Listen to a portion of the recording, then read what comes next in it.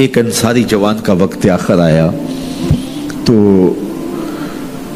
پہلے یہ ہوتا تھا کہ جب کوئی بیمار ہوتا اور مرض موت میں مبتلا ہوتا تو اس کے اہل خانہ حضور کو بلا کے لے جاتے، حضور اس کے پاس تشریف رکھتے، پھر اس کی موت واقع ہوتی، پھر اس کی تجہیز و تکفین ہوتی، پھر جنازہ ہوتا، قبر میں اتارتے، پھر حضور آتے۔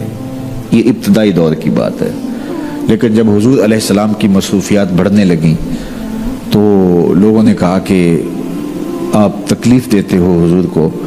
صحابہ نے آپس میں طے کیا کہ جب کوئی شخص فوت ہو جائے تو پھر حضور کو بتانا چاہیے، تو پھر جب کوئی فوت ہو جاتا تو پھر حضور کو بتاتے، حضور ان کے ہاں تشریف لے جاتے۔ لیکن پھر اور زیادہ مصروفیت ہوئی تو کہا حضور کو جنازے کا بتانا چاہیے، پھر جنازے کا بتاتے، پھر اور کار نبوت کی اہم ذمہ داریاں اور نظم پھیلتا چلا گیا، تو پھر صحابہ نے آپس میں مل کے طے کیا کہ جنازے کا بھی نہیں بتائیں گے بلکہ جنازہ اٹھا کے حضور کی چوکھٹ پہ لے آئیں گے، اور پھر جنازہ اٹھا کے لے آتے۔ یہ باب البقیع سے باہر جو جگہ خالی پڑی ہے، جنت البقیع کے درمیان جو جگہ ہے، یہاں لا کے جنازہ رکھا جاتا ہو۔ حضور کے دور میں سارے جنازے یہاں ہوتے تھے، تو پھر جنازہ لایا جاتا، حضور سے عرض کیا جاتا اور حضور حجرہ انور سے نکل کے جنازہ پڑھا دیتے۔ تو یہ ابتدا کی بات ہے، تو حضور پہلے ہی تشریف لے جاتے۔ تو وہ انصاری جوان کا وقت آخر تھا اور آقا کریم علیہ السلام اس کے سرحانے بیٹھے تھے، تو اسرائیل علیہ السلام روح قبض کرنے کے لیے آئے۔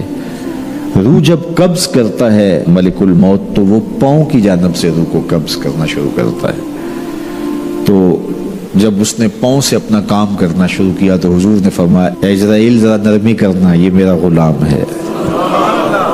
تو اسرائیل نے جو جواب دیا، میرے والد گرامی جب یہ حدیث بیان کرتے تھے تو ان کے آنسو نہیں تھمتے تھے۔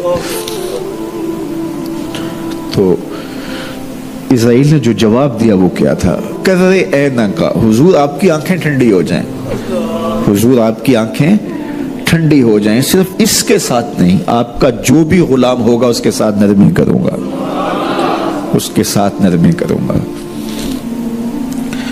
تو حضور کا رخ انور اس وقت اگر نصیب ہو جائے، اس وقت حضور کے چہرے کی زیارت نصیب ہو جائے تو مجھے بتائیے کہ پھر تو زندگی کی جستجو ہی کامیاب ہو گئی۔ اللہ ہمیں حضور کی محبت عطا کرے اور ہمارے باطن کو ستھرائی دے دے۔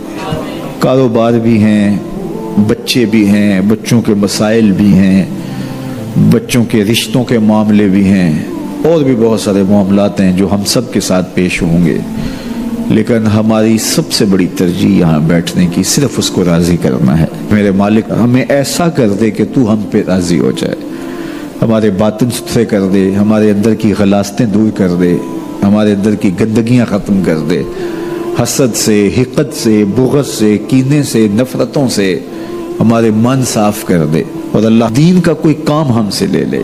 یہ دعا کیجئے گا، اللہ ہم سے ہماری استطاعت کے مطابق یہ مشت خاک کسی کام آ جائے، اس کا کوئی مقصد ہو، ساری زندگی یوں ہی جو ہے وہ گزر نہ جائے۔ وہ کیا کہا تھا اکبر آبادی نے، کیا بتائیں احباب کیا کارنمایاں کر گئے، بی اے کیا، نوکر ہوئے، پینشن ملی اور مر گئے۔ یہ زندگی کا مقصد تو نہیں، یہ تو کام ایک چونٹی بھی کرتی ہے۔ صبح اپنی بل سے نکلتی ہے، رزق اکٹھا کرتی ہے، خود کھاتی ہے، بچوں کو کھلاتی ہے، موسم برسات کے لیے جمع کرتی ہے، کسی کو ذرا بھی نہیں دیتی۔ اور یہی کام انسان کا ہو، صبح کام پہ نکل گیا، شام آ گیا، سو گیا، چلا گیا، تو پھر کیا فائدہ؟ اشرف المخلوقات کا ہے۔ تو یہ دعا کریں اللہ اس مشت خاک سے کوئی کام لے لے اپنے دین کے لیے، ہم مقصد کی زندگی گزاریں، با مقصد ہماری حیات مستعار ہو، اور وہ با مقصد تبھی ہو سکتی ہے کہ اللہ رسول کی راہوں پہ گزاروں میں انسانیت کی خدمت کریں۔ سب سے بڑی خدمت انسانیت کی انسانی ہدایت کے لیے کوشش ہے۔